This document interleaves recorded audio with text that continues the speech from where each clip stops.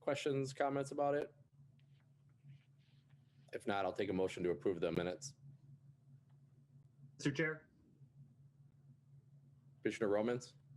I motion to approve the minutes as read here.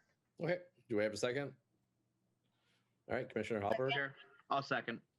Okay, Commissioner Hallberg, second. And John will take the roll. Okay, Commissioner Romans, Aye.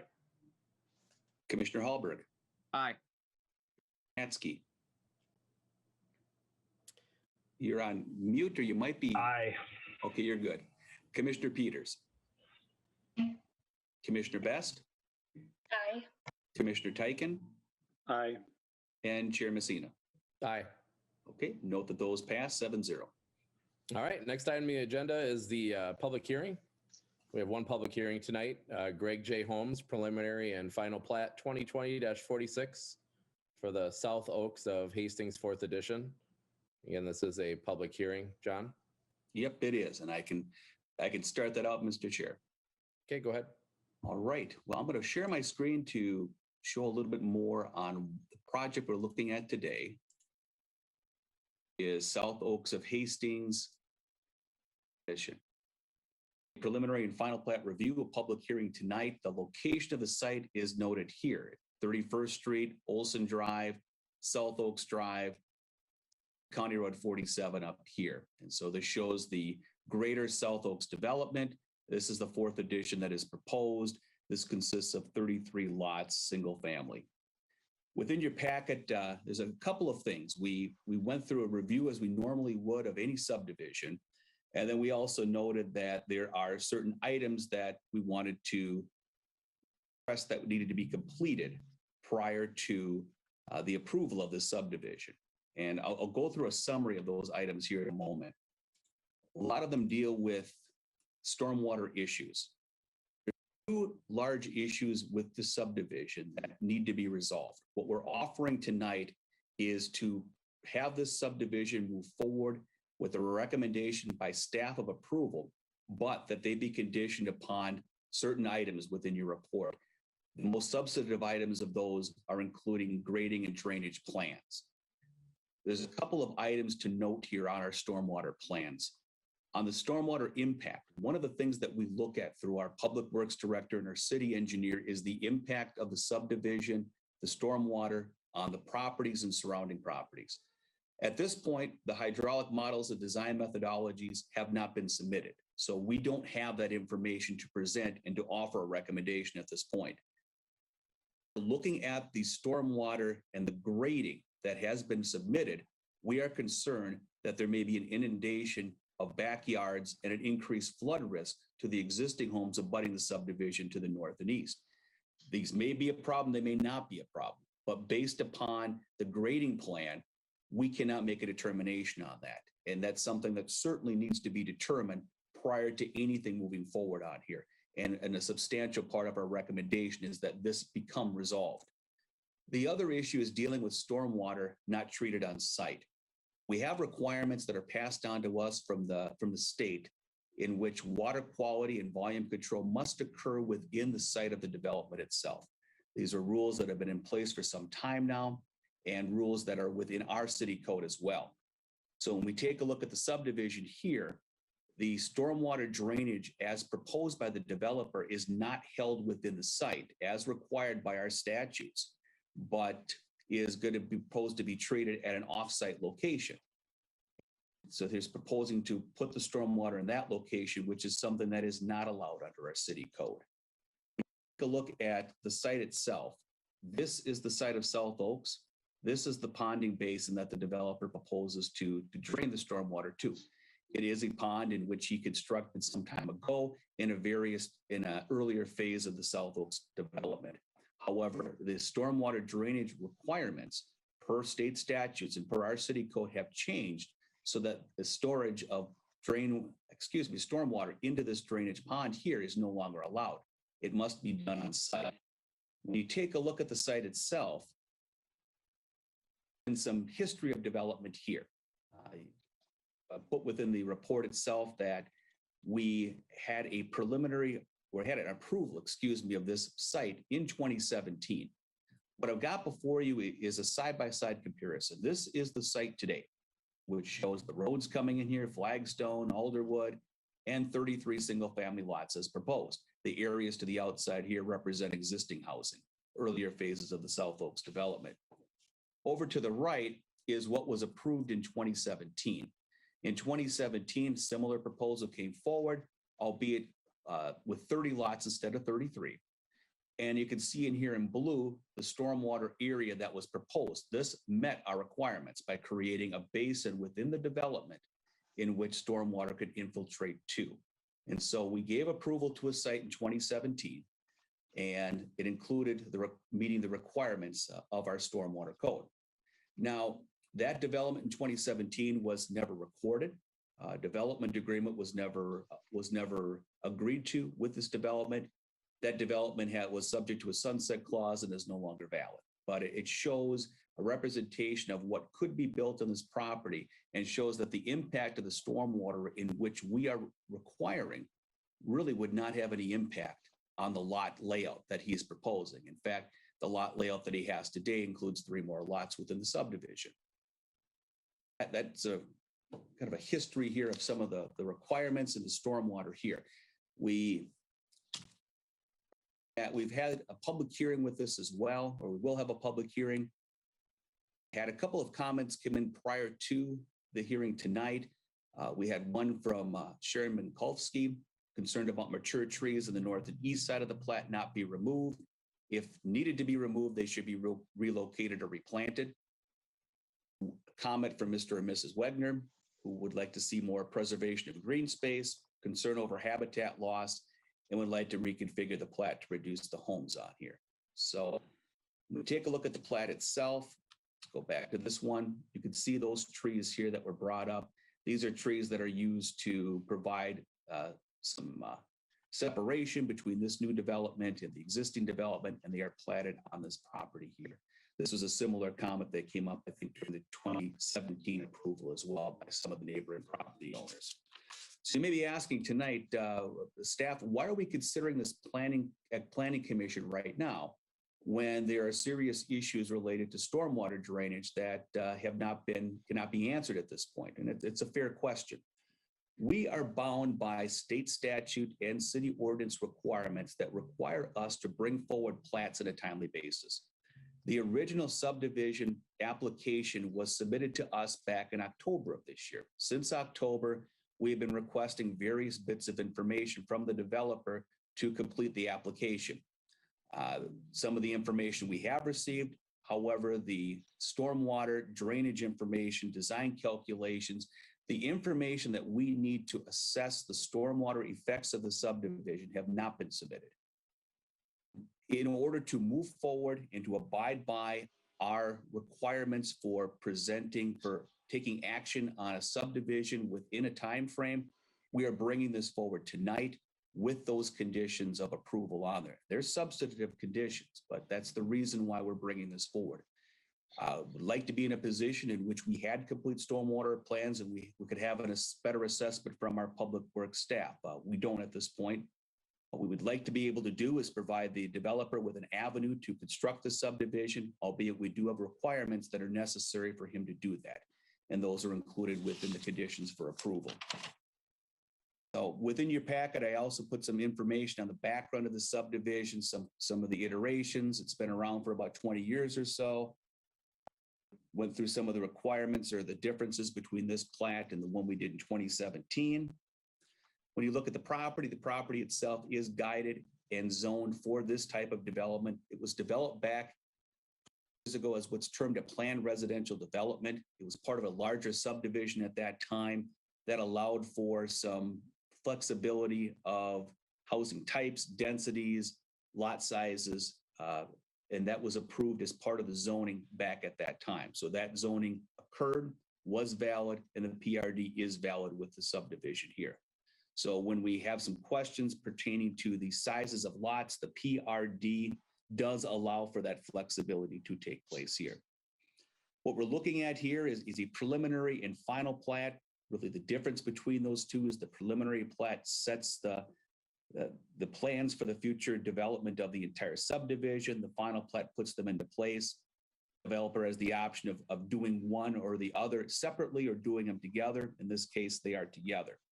When you take a look at the plat itself, this is the preliminary plat. This is the final plat. They're identical on this. So this is what we're bringing forward tonight. I did note that the lot layout on the plat does have some smaller lot sizes, smaller lot widths. Now, again, with the PRD ordinance, this is something that can occur, but there is some practical concerns about how narrow is too narrow. Certainly looking at the parking ability on the site itself. It does meet our minimum parking standards. We have parking within the driveway of a couple vehicles and the garage parking. However, when you get to periods in which you're going to have, let's go back to the aerial here, in which you would have overflow traffic beyond that. When you take a look to the east here in this townhome development, you can kind of see the impacts of where would you fit a car on these street areas when you have a large number of driveways in a short distance. So there may be some concerns over, situations in which you have overflow beyond the driveway and where those vehicles may be able to park. Taking a look at the subdivision here, this was planned in the past to be a much more dense subdivision, planned to be townhomes back in the early 2000s. Today, it's a less denser subdivision as it moves forward. There are a couple of kind of unique issues with this related to outlots. You can see to the northwest of the site, there's 3 outlots that have been established.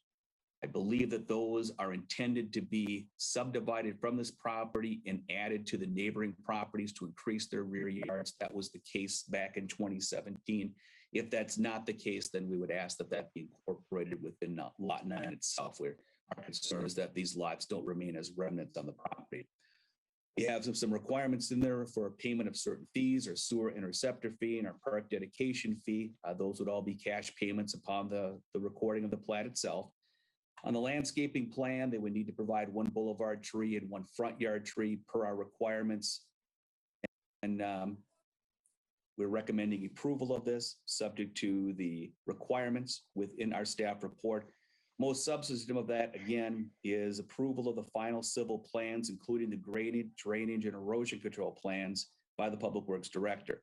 Prior to civil plan approval, the applicant must submit all required information per City Code 152, which is stormwater, and 154 subdivision, which includes, but it's not limited to, the drainage report narrative, supporting hydrological report to support the proposed design. Drainage facilities, infiltration basin, or equivalent must be incorporated within the proposed plat to address water quality issues. So in a nutshell, what we're asking is to consider recommending approval of this, subject to this condition and the other conditions we have within the report. The condition here related to the civil plans would require the developer to prepare the information that the Public Works Department needs to make an assessment on stormwater impacts and the meeting of infiltration per our city code. So that is within the requirements here. And that's a strong part of the recommendation that we have. The other ones that we have on here are pretty straightforward as far as the conditions for approval. Planning commissioners, this is a public hearing. You may open the public hearing at this time, or I can stand for any questions. Thank you. Okay. I think we'll go ahead and open the public hearing. I do see that we have some participants here. Let me just open that up here real quick. Okay, for those that are attending the meeting, on the bottom of your screen, if you'd use the raise hand feature, if you wish to speak, then we'll bring you into the meeting. And then once you're in the meeting, if you could state your name and address prior to making your comments, we'd appreciate that as well. Okay, and I see we do have a raised hand. Oh, John, you're muted. There we go. Right, brought that individual into the meeting here. Mr. Theroff, you are in the meeting. Thank you very much. Yes, my name is Mark Theroff. I'm the attorney for the applicant. I wasn't quite sure whether you'd intended to take any public comment before hearing from the applicant, so I put my hand up straight away. So if there's a different way that you'd like to proceed, I just wanted you to know that I was here and available to speak to you whenever you're ready for me. Okay. Thank you. Yeah, we'll just keep you on deck here for just a little bit. See Very what good. else we have. All right. Appreciate that. Do we have anybody else attendees who want to raise their hand? Okay. We have Dave and Sharon Benkowski with us. You want to bring them in? All right. And you're on mute. Dave and Sharon, we have you in there. There we go. Hello, good afternoon. I'm Dave and Sharon Benkowski. We live at 3184 Century Drive. It's one of the townhomes due east of the proposed development. Back in 2017, we attended the public hearing regarding this project, and being president and secretary of the association, South Oaks Third, and talking to Greg Jablonski, one of our big concerns is privacy. You know, we have a bunch of the townhomes right in a line, and we like those trees for privacy.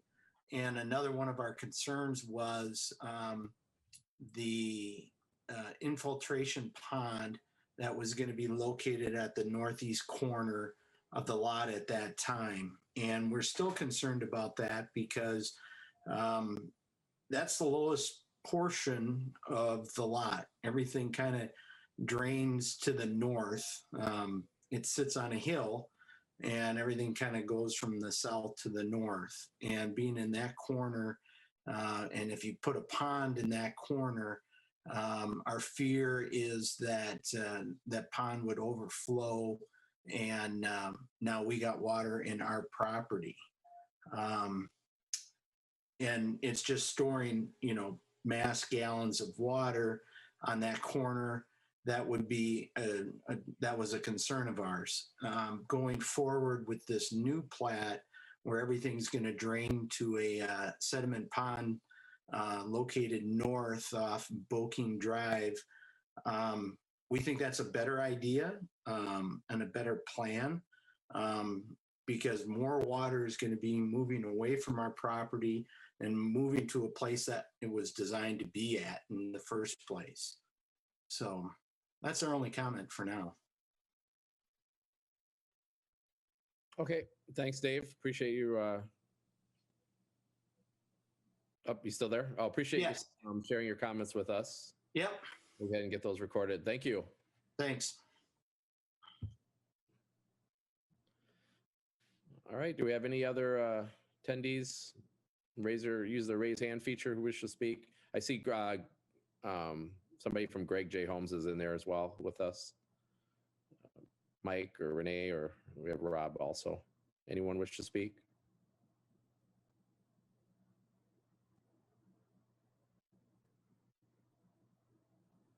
No. All right. We have nobody raising their hands. All right. Any other comments? Otherwise, we'll go ahead and close the public hearing.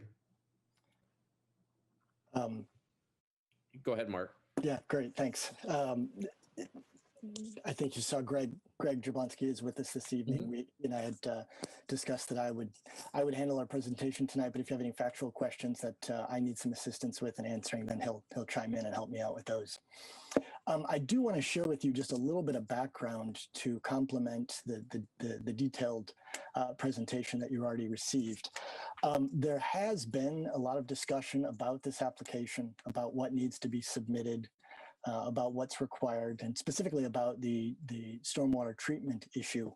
And the reason that you have the application that you have, and that we're in the posture we're in, is that there's just a fundamental disagreement between the applicant and staff as to whether or not it's required to put the stormwater treatment pond in that northeast corner of the fourth addition, or rather the stormwater can be directed into the regional pond to the north. That's a legal question that we are trying to work through. There is a difference of views on that. With all due respect, I would say it's not the case that state statute has any bearing here or says anything about where the stormwater pond in this project has to be located.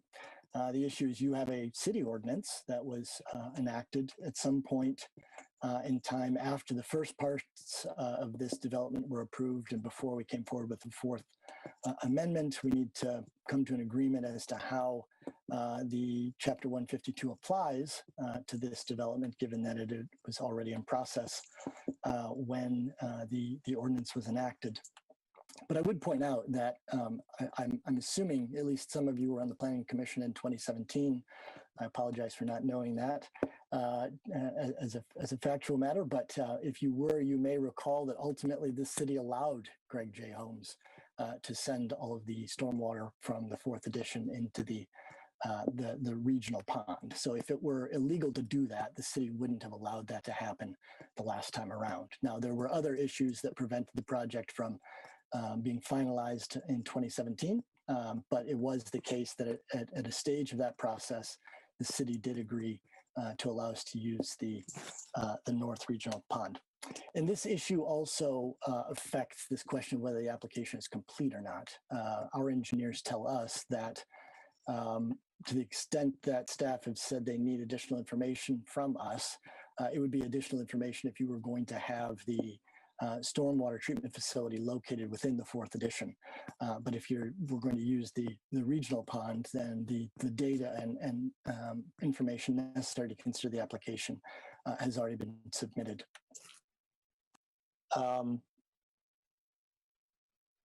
I think the main point that I wanted to make and main request I have for you is that because of this open question about the applicability of Chapter 152 and this question of whether or not we can use the regional pond as opposed to an on-site ponding facility, we would request that you not include in your recommendation tonight what appears as item 1B in the draft recommendation in the staff report. You'll see that 1B makes a decision on that issue and says that you are recommending that we be required to have that ponding facility on site. And we would request that you not make that recommendation tonight because we're going to be raising that with the council. We think that that's a policy issue ultimately for the council to decide. And as staff pointed out this evening, you don't really have any data in front of you at this time as to how that would look, in the two scenarios that are being discussed. Other than that, I'd be happy to answer any questions that you have about the application, provide any additional information you might want. Hey, Mr. Chair, if I could just offer a few comments here before questions of Mr. Theroff. Looking at the subdivision here, certainly Mr. Theroff points out that there is some contention between what the applicant would like to do and what city staff is contending they have to do. So from a planning commission role here, we get into areas of stormwater review. It's primarily a technical issue. It's an issue that our city engineering staff and the engineer for the developer will go through and come to conclusion on that. A very standard requirement that we have of all developments here is that you have final approval of that grading, drainage, and erosion control plan. So in a situation like we have tonight, in which we do have disagreement on the application of city code here, we're asking that the city council, that the planning commission, at the land use aspects of the plan, the layout, the streets, type of issues. If this is something that they are agreeable to offer that recommendation and move forward. If it's something that they are not agreeable to, then that would be a different story. But on issues related to stormwater management and the applicability, when you take a look at what the role, I think, of the planning commission is in reviewing those type of aspects, I think we can defer that to the city council. When Mr. Thera pointed out the previous plat did not require or did not include stormwater management on site. The last plat did. There was a stormwater basin in there. albeit some of that water, I think, conveyed eventually to the regional stormwater pond. That's a factual statement, but stormwater pond was included on that site, was part of the approval in 2017 here. And so on us, this Zoom call we have tonight, I've included our Public Works Director, City Engineer. The point of having those two individuals here is not to get in a detailed discussion related to stormwater review, but be there to offer any clarification to items. I've also got at the meeting tonight our City Attorney, Corey Land. Corey has been with the city here about the last month or so and can answer any legal questions related to it. But certainly the important part tonight, I think, for Planning Commission is that we're looking at a subdivision land use application and looking at the application of our subdivision code and the comfort level by the Planning Commission towards the layout of the facilities. And I'll stand. Thank you. Okay. All right. Thank you, John. Okay. Do we have anybody else that wishes to speak in the public hearing portion of our attendees? We don't have any new arrivals here. So if not, we'll go ahead and close the public hearing. All right. Public hearing is now closed. We'll go ahead and open it up to our council members. If you have any questions, concerns, comments. We do have several guests with us tonight. We have Nick from Public Works, Ryan, City Engineer, City, Corey Land. Hello, first time meeting you. So we have several guests here tonight to answer all the questions that we need or have any questions on. Mark's staying with us and Greg's on here as well. So I'll go ahead and open it up.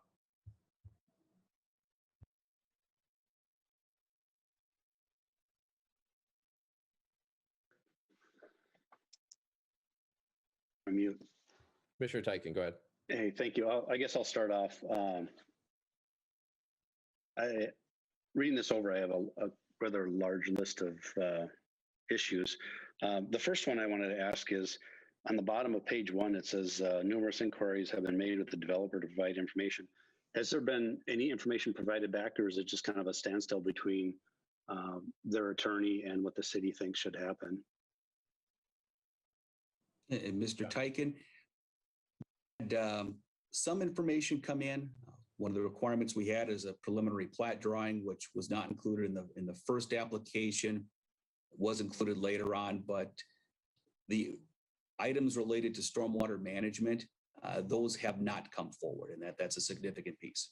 But is that because of the kind of the difference of opinion? Perhaps, yes. I mean, it's been, the original application came in October, and we're some 5 months later. Thank you. And then my second question is for Ryan. I believe it's Ryan. So just going back to what Dave Benkowski, I think was his last name, mentioned about aren't those ponds designed where they get to a certain level and then they kind of fill into the next pond or basin or whatever downstream, so they would never overflow into people's backyards? That's correct. Kind of 2 points. One, that the pond design was an infiltration basin, so that pond would drain dry in 48 hours. So it would drain dry. Yeah, it would drain dry. And then they're also sized, if we have a large event, the overflow would go into a storm water or storm pipe that's stubbed into the development. So yes, it also has a backup overflow as well, so that it. So if we got a 500-year event, it would flow into that. Okay. Wow. And then the tree issue. I'm sorry, I forget the person's name that submitted that. Is there any provisions in here to keep those trees, or is it replace?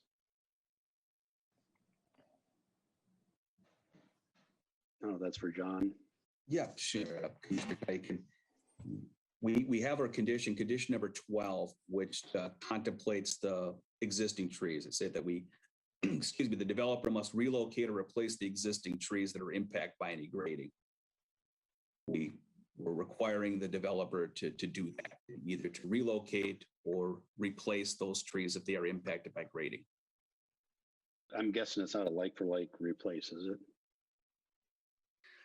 As far as the size go, no, it would not be. Okay, so they could put in a 3-foot tree to replace those current trees. Right, it would likely be a much smaller tree that would go in there. The first plat that was approved in 2017, did it have sidewalks?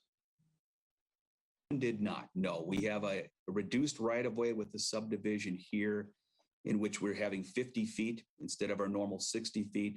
That really squeezes our ability for sidewalk placement. And that was the previous plat and this one, or both have that? Correct. Okay. That's here, but I'll reserve those. Is there any warranty of the trees? That was the other question. Number 11 is one front yard tree and as boulevard trees, but is there any warranty on those trees? They got to live for a certain amount of time? Yeah, within the development agreement, we have a warranty aspect to all our public improvements, and so that would be included. Okay. That's all the questions I have right now. I'll wait on my comments. Thank you, Mr. Chair. Welcome. All right. Any other questions? Comments? Commissioner Peters. Thank you, Mr. Chair. The main question that I have in it is about the stormwater, but I just wasn't sure, with the on-site versus the using the other ponding basin.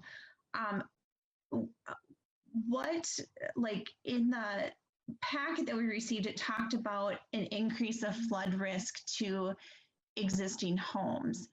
Is that in the current plan to take that stormwater off-site? And would that be resolved with the ponding, having the infiltration on-site? Or is this a separate issue that just with all the grading that there would still be a concern with water and drainage and affecting the homes on the north? I think it said the north and the east side. Commissioner Peters, I think that an answer to that question would be, we don't know. I mean, the information that we normally have in our hands relating to hydrology and infiltration, we do not have for the subdivision. When we take a look at the existing pipe sizes that would drain as an overflow from this subdivision to the regional pond, we're concerned that the sizes of those pipes are not large enough to accommodate stormwater drainage from this development. And if it cannot be accommodated here, would it perhaps bleed into some of the neighboring areas? Certainly that is not something that we would have on a final plan and something we'd be looking very closely. But at this point, we just don't know. And that's the reason why we need to have the information on stormwater, on that stormwater flow to determine that those would not be issues. Thanks, John. Commissioner Peters, do you have anything else? Well, I was just wondering if, if anyone representing the project had an answer to that question about the potential for flooding to the homes that are already existing. Like he's one of the attendees. Is he willing to come on in? And I could also share that the regional pond was designed to receive the stormwater runoff from this site. So it's already been accounted for in the design of the regional pond. I don't know if he's trying to get on to say something else.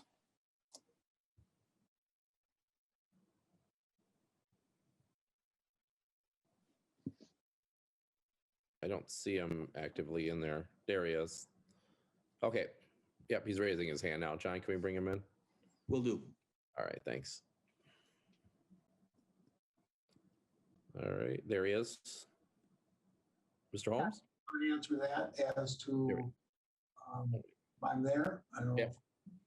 Anyways, that is exactly what the project was designed to be, and that is where the water will flow. And with the new pond, it will make no difference as to flooding or that in the infiltration pond.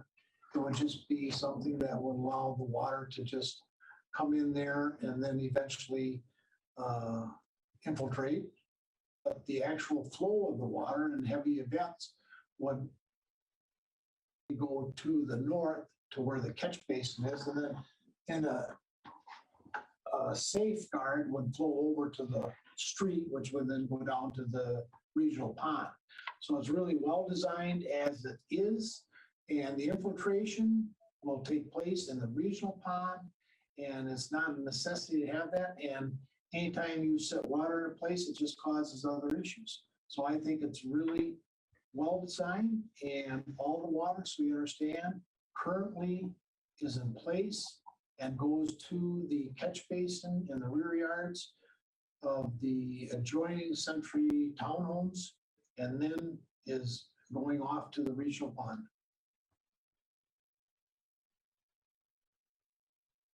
I know your last name is not Holmes, so I apologize. Misspoke. I know it's Jablonski, so I apologize for that. All right. Do you have any other No, questions? thank you. That was all I had for now. Any other questions? Comments? And again, yeah, Chair Messina, the stormwater issues has certainly been a point of contention and disagreement among city staff and the developer over a number of years now. In looking at the review of the subdivision here by the Planning Commission, where we're asking you to approve it with the requirement that they do need to meet our stormwater requirements on there. Ultimately, the city council would make that final decision on it, and to look at the subdivision aspects of this application. Okay, thanks, John. Yeah, I'll just add my own comments. You know, I look at it this way. We all have to look at the purview of the Planning Commission, what our role is. Okay, our role is flats. Does it fit? Doesn't it fit? Is it zoned appropriately or isn't it zoned appropriately? Does it belong there or doesn't belong there, kind of thing? We have definitely 2 points in times, 2017, 2021. I'm looking at 2021 as far as what the purview of what we're being asked to do tonight. It's been 4 years since this all started. I don't know what happened in 2017. I do believe it's best left up to staff and the city to work that out behind the scenes. But I need to look at it from a 2021 perspective, where we are today. And unfortunately, over the course of 4 years, 5 years, or 10 years, things change. Ordinances change, rules change, everything changes. And this isn't the first time we've been asked to undertake a review of something where something has changed since the very first time an applicant has, come to the table. And I've always taken the same viewpoint that we need to look at it as of today, and within the purview of the commission. So that's kind of where I stand on that. So, Commissioner Tyken. Thank you. I'll throw in my comments, and there's a few of them here, and they're spot on what you talked about, right? We're looking at the plat, and does it make sense? There's no sidewalks, and I'm all about walking our streets and people safe. The streets are super narrow, so now we're going to have cars parked on the street if there's parking allowed, and people walking on the street. Safety issue for me. The 33 houses, I believe some of the lots are under the 5,000 square feet minimum, which again, I'm not sure why we're trying to pack so many houses in there. I look at maintenance and snow removal in the wintertime. That street's going to get even smaller. With the driveways right next to each other, snow is going to pile up even more. It's going to create sightline issues. I just see a lot of safety issues about this. I'm not really comfortable approving a plat where the stormwater hasn't been taken care of. Frankly, I don't understand why the city would even recommend approval of it without that piece.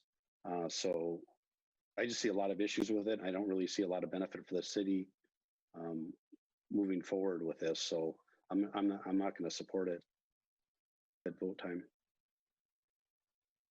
Sure. Thanks, Commissioner Tyken. Appreciate it. John, before we go to Commissioner Romans, can you address the 5,000 square foot thing? Do they all meet the requirements or not? Chair and Commissioner, we have a 5,000 square foot minimum lot size established under the standard R3 zoning district. There's a number of lots here. I think it's 12 or more that do not meet that 5,000 square foot requirement. So question comes up, why are we considering this? Under the planned residential development in which this property was zoned, it provides an opportunity for flexibility from the strict zoning aspects of sizes and setbacks. So it is something that can be considered in the circumstance.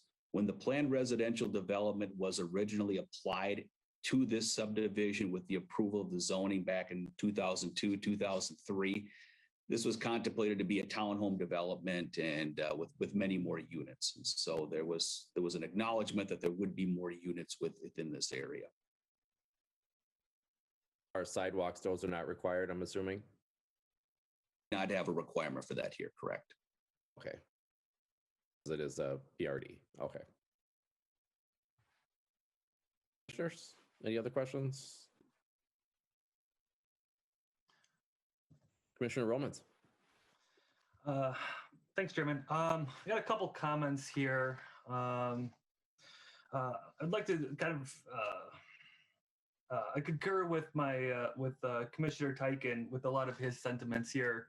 A couple things that I've noticed. One, I too am concerned a little bit about the narrow roads combined with snow removal and no real outlots on places to push that snow to. I drove around that area today, and it is quite tight through there. And there's a lot of foot traffic and a lot of kids on bikes, a lot of things going on there. And so anywhere where you're obstructing traffic, there's already cars parked on that dead end portion of Flagstaff or where that Flagstone, where that would be there. So there's already people parking along there now. So we would be increasing that quite a bit without very large garages or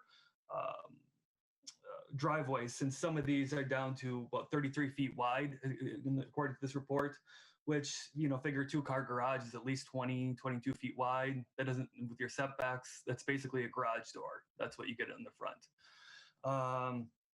So in a planning view, I have reservations on that. Forward, there is an important reason of having on-site stormwater treatment of things and not combining it. Environmentally, you're then taking any runoff that could be environmental spills, salts, things like that, road conditions that are then going from this site and then traversing into a different pond where it's combining. So you're getting into some questions about potential property contamination, things like that into the future, versus if it enters your own property, you bear that burden. So that's one of the reasons why stormwater treatment on site is actually kind of, to me, is at least important, tracking that. The other aspect then, kind of in a larger scale, I am a scientist, and so I'd like to be able to see the data in front of me before I make a decision. And I am not seeing the full data set here. So, you know, okay, maybe eventually there will be a stormwater pond in that corner. Maybe are they gonna have to reconfigure plots maybe with that? You know, I can't make a complete decision without all the complete information. And I think because of that, I can't also approve this at this time. If this would come forward again, maybe with some more information, I think it may be different. But right now, I can't make an educated decision on that. So I think that's all I had. Thank you, Chair. All right, thanks, Commissioner Romans. Commissioner Mr. Hopper? Chair, I don't mean to beat the dead horse, but I too have a lot of reservations about the development. I drove around, just like Kyle said, there are kids everywhere, especially now with getting out of the house and after being cooped up for so long. And I really worry about the safety of kids in the area and some of the sight lines that the cars would have as they're going through the development. Walking around cars because the streets are narrower. I am not a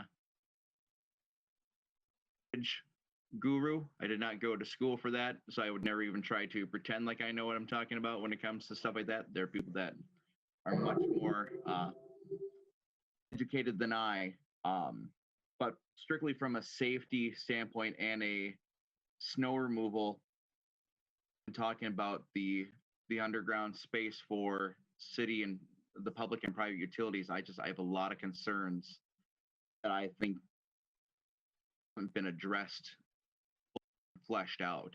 So at this point in time, I wouldn't be in favor as well, Mr. Chair.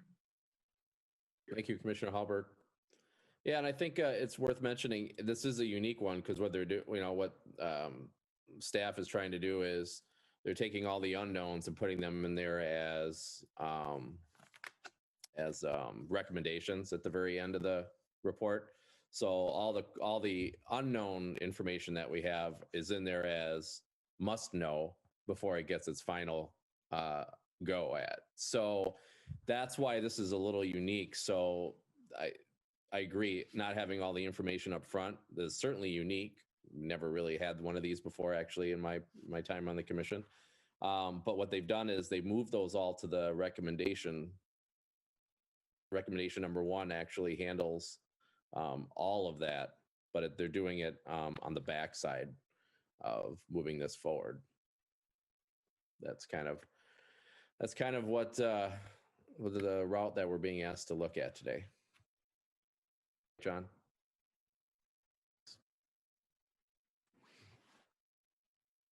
Commissioners, any other questions, comments? We have plenty of guests here from the city. If you have any questions, attorney with us. Applicant with us. His attorney's here. This is perfect time to ask any questions, make any other comments. Well, if we have no other comments or questions or concerns, I'll entertain a motion either way. If anyone's willing to make a motion.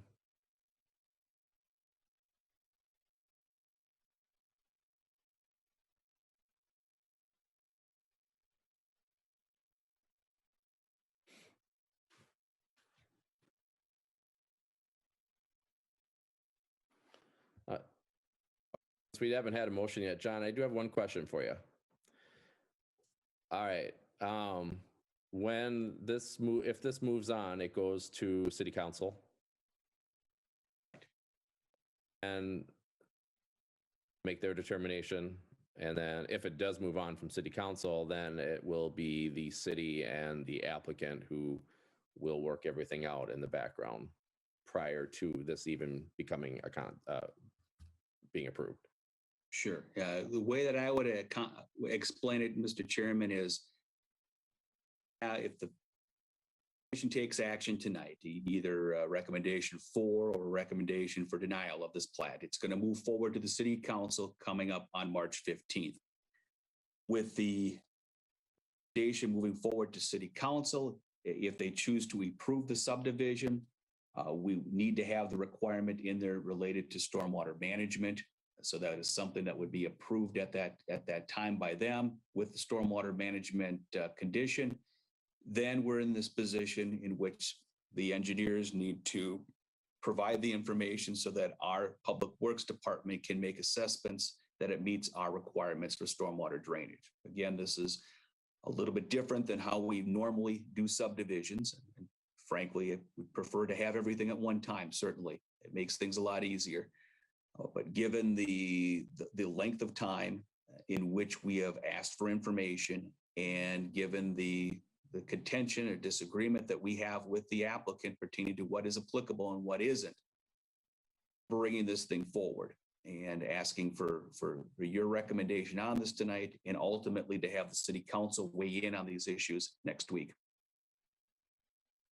Thank you. Mr. Chair? I can go ahead. I'll go ahead and make a motion, but before I do that, I'm just, again, I'm echoing what others said. We're asking for us to make some decisions about something that we don't know what it's really going to look like. And I'm super disappointed that the city and the developer couldn't come to something that we could actually look at it and judgment on. So at this time, I'm going to recommend that the Planning Commission deny approval of preliminary and final plat subject to the final or the following 15 conditions. I'm not gonna read them all.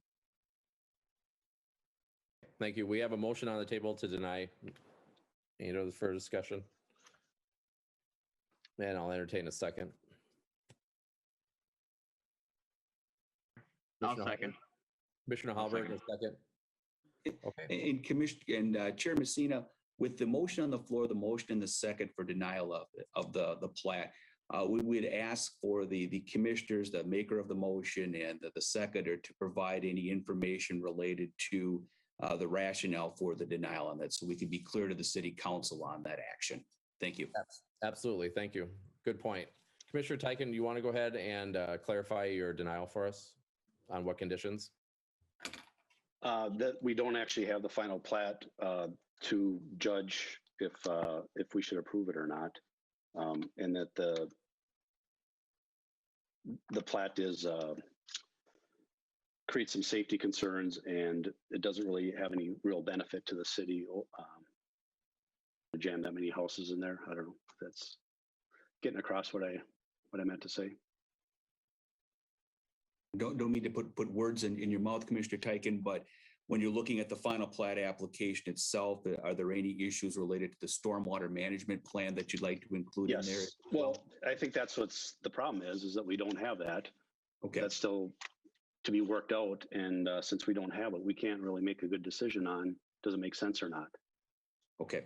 Just And wanted to be it goes clear on back. that. Yep. And it goes back to my disappointment that the city and the developer couldn't figure out something before tonight.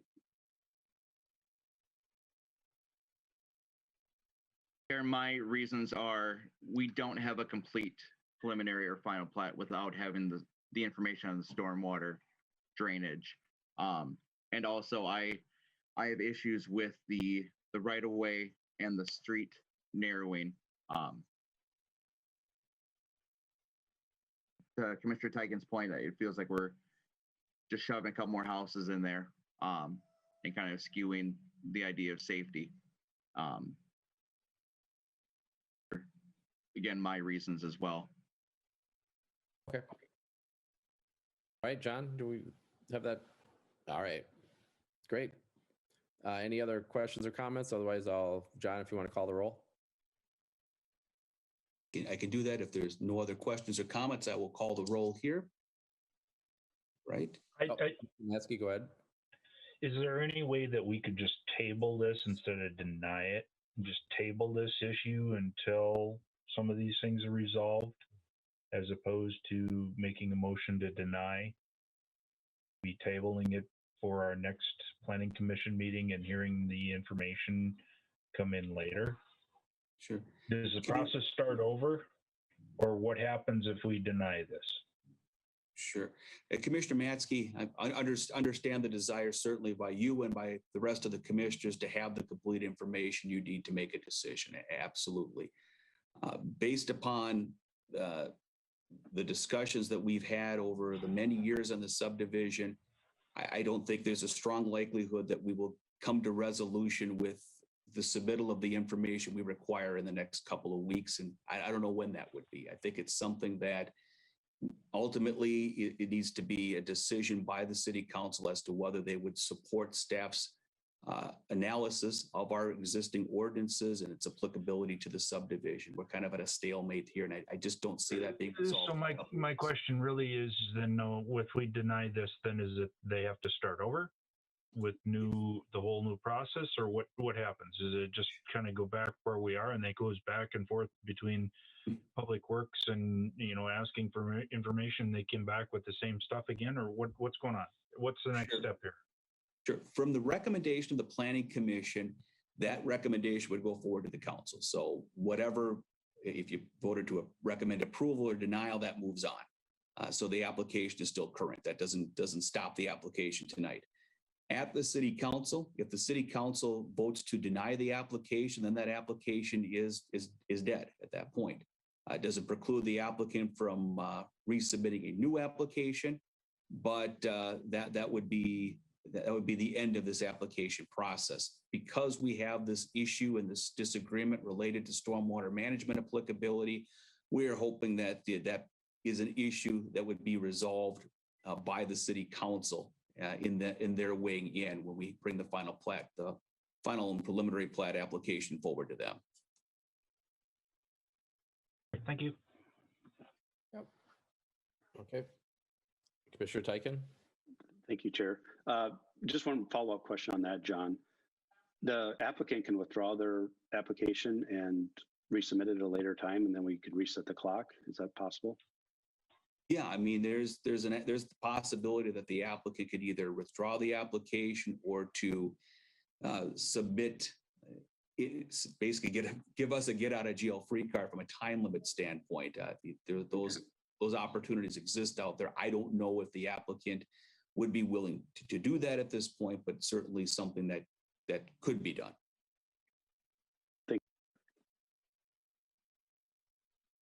And again, for our newer commissioners, you know, we're an advisory committee to the city council. You know, we're not where it stops or ends. The city council is where the final decisions are all made. You know, we're just advising them on what we feel or find, you know, moving it on from there. Commissioner Peters, go ahead. So I'm trying to best understand the situation here. It sounds like this water issue has been something that's been trying to be resolved for a few years. So our decision tonight, you know, whether we, you know, vote to deny or to approve it, either way, does it bring it to the city council in a way that will break this stalemate? Because I mean, I think above all, it's zoned to be developed. And the intent in the comprehensive plan is for it to be developed. So I just want to make sure that what we do, either action will allow this to progress to break the stalemate with a decision by the city council. Commissioner Peters, yeah, very, very good point. Yes, the answer to that question is yes. Any action, any recommendation by the commission, either for approval or denial, would move this along to the council. Okay, thank you.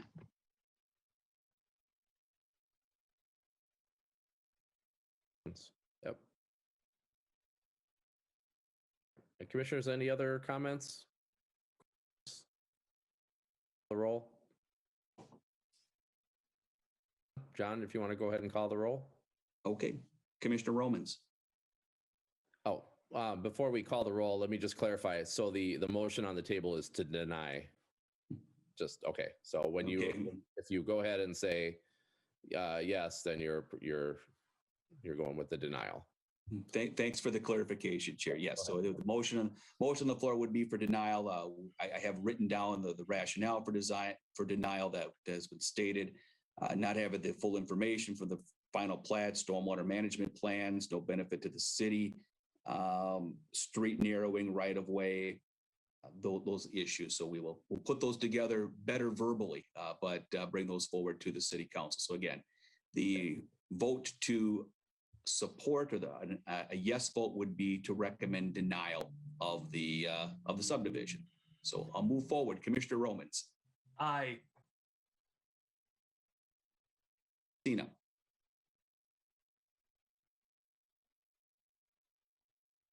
Commissioner Hallberg. Aye. Katsky. Aye. Peters. Mr. Best. Mr. Tyken. Aye. Okay, thank you very much. I will note that recommendation for denial is approved on a 7-0 vote. This information will be brought forward to the city council for their meeting on March 15th. Thank you. Okay, thanks. All right, thanks, John. Next on the agenda. Next on the agenda, Mr. Chairman, we do have a final plat review of Vermilion Acres. I'll share my screen here and go through a recap of that.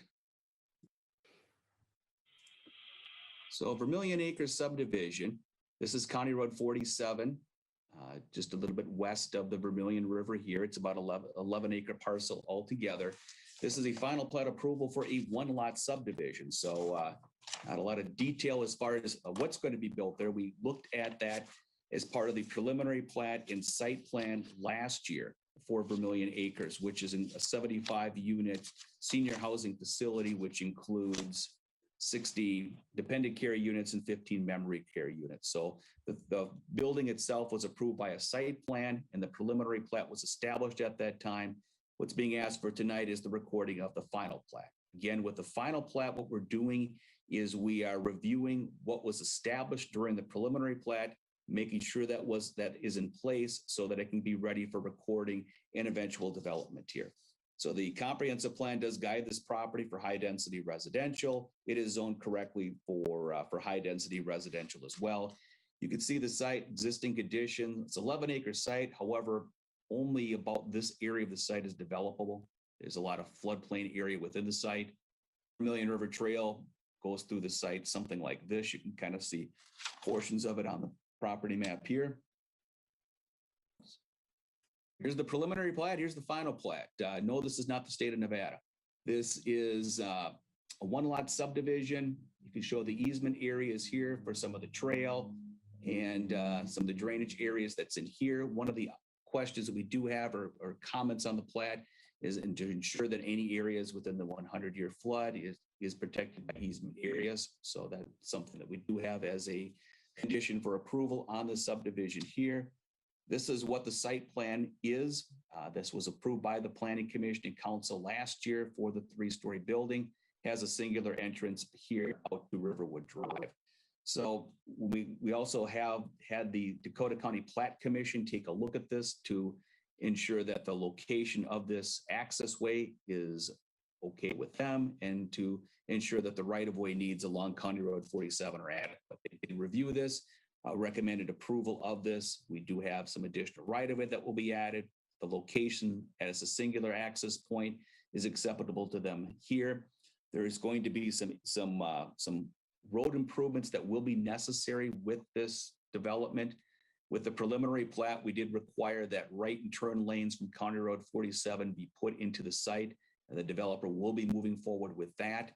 The development of those right and left turn lanes has precipitated further development or further road improvements along County Road 47, both to the east and to the west. Dakota County has been agreeable to cost sharing some of those improvements. So that'll be something that'll be brought forward to the council on that end of things. So that is the development that we have before us tonight. And we do have representatives from Headwaters Development, Mike Holberg and Rob Bars from Mint Development, who are in the audience as well, if you have any questions for them. Thank you. All right, thanks, John. And I do know that we have a couple commissioners who weren't here when we approved it the first time. So I assume that you'll probably have some questions. So go ahead and open it up for any questions or comments from the commissioners.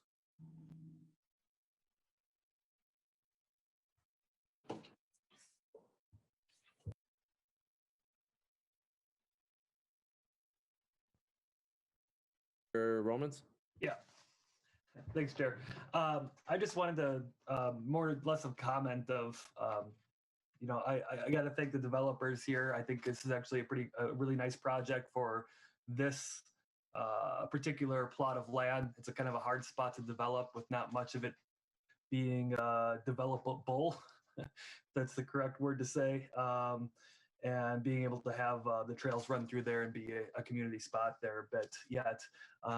So I have to say I'm very pleased going forward and definitely has my approval. All right, thank you, Commissioner Thanks. Roman. Thank you. Mr. Chair. Albert? For the commissioners that weren't here, this started off as a much bigger scope of a project and has really scaled down over the past year from what it was. But the developer has been, like Commissioner Roman said, able to work with and has been forthright with answers. They've had several different public hearings at the golf course and have opened themselves up to questioning and comments and have not shied away from those whatsoever. I'm really proud, as someone that works in this industry, I'm very proud of this development, and I think it'd be a great addition to Hastings. And I just want to say that this has been a pleasure group to work with and very thoughtful on what they've done. So, so thank you very much for, as well, very in favor of this project. Okay, thanks, Commissioner Halberg. Sure. Sure, Tyken. Just a couple questions real quick. There was a traffic study done, and that was what participated the left and right turn lanes. Is that correct? Yes, there was a traffic analysis done. Okay. And I agree too. This seems like a great use for this property, which I think 2/3 of it is basically unbuildable because of the floodplain. And this is also, a great thing to put along a road coming in. Kind of protects the single-family homes on the other side of the river, shields them from all that. So I think it's a great plan, and looking forward to it. And I'm excited that the looks like the trails on property are connect up to the regional trail. So I'm glad that they took that into account. So full favor of it. Thank you, Mr. Chair. All right. Thanks, Commissioner Tyken. Commissioners, any other questions, comments? Go ahead and entertain a motion. Commissioner Hallberg. I'll make the motion to approve the review of Vermilion Acres pending the conditions. All right, commissioners, do I have a second? Commissioner Matzke. Commissioner Matzke on second. Okay, John. I'll make the second. Okay, you'll make second. All right, thank you. Any other discussion? If not, John, call the roll. Okay. Commissioner Tyken. Commissioner Best. Aye. Commissioner Peters. Commissioner Matzke. Aye. Hallberg. Homans. And Chair Messina. Aye. Okay. I will note that the recommendation for approval passes on a 7-0 vote. We will take the recommendation forward to the City Council for final action on March 15th. All right, thanks, John. And next is other business. So back to John. Sure. We've had a number of developments that we've been working on over the winter. We had a period of time where we didn't have a lot of planning commission meetings. We having planning commission meetings again. We will be meeting in 2 weeks. I've got 2 or 3 items already on that agenda. We've got, I think, a site plan for custom asphalt, which is a new building within our industrial park. We'll be looking at the final plat of villas at Pleasant, which is the Villa Home project at Northwest and North Ridge and Pleasant Drive. We did approve the preliminary plat in the first phase of the final plat last year. The developer seeks to move forward with the entire subdivision as a single phase. This is based upon the reaction that's been received in the market and the desire for this type of housing in Hastings. So those are all good news. So the final plat is not changed, but it comes back as a single phase. So we'll have that before you as well. We're also working on plans for the next edition of the Heritage Ridge subdivision. That's the one west of General Stephen Drive. We're waiting on some information from the developer to be submitted to see if we can have that ready for review as well. So we will be meeting in 2 weeks. And that's all I had tonight. Okay, thanks, John. Commissioners, any other business? And anything you'd like to add? You guys are doing good. All right, thanks. Thank you. Thanks. All right.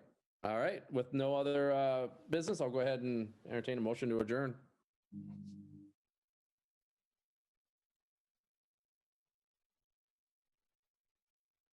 We'll start with that motion to adjourn. Commissioner Tyken, second. Okay, I'll take the roll unless there's any comment on that one. Commissioner Romans. Aye. Commissioner Hallberg. Aye. Commissioner Matzke. Aye. Commissioner Peters. I think I mouthed an aye there. Commissioner Best. Aye. Tyken. Aye. And Chair Messina. Aye. Okay, note that we are adjourned.